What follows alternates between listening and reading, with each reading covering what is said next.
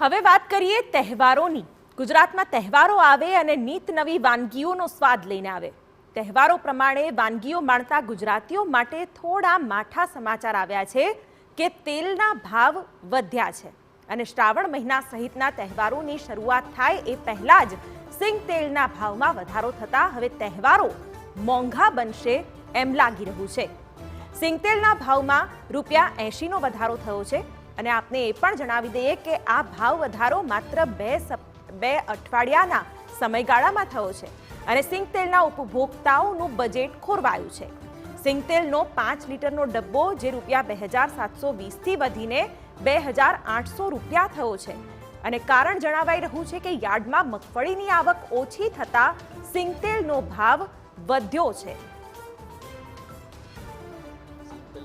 છેલ્લા 15 દિવસની અંદર ₹75 જેવો ભાવ વધારો જોવા મળી રહ્યો છે।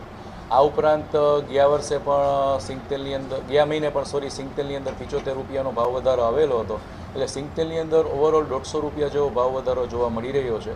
અને સિંગ તેલની અંદર ભાવ વધારો થવાનું મુખ્ય કારણ સિંગ તેલની સિઝન પૂરી થતાં સિંગ તેલની અંદર ₹200-250 જેવો જે ભૂતકાળમાં ભાવ ઘટાડો આવેલો હતો એ ભાવ ઘટાડાને બેલેન્સ કરવા માટે પણ ફરીથી સિંગ તેલનો ભાવ વધારો આવેલો છે। આમ તો અષાઢી બીજ પછી લોકો તહેવારોના મૂડમાં આવી જતા હોય છે।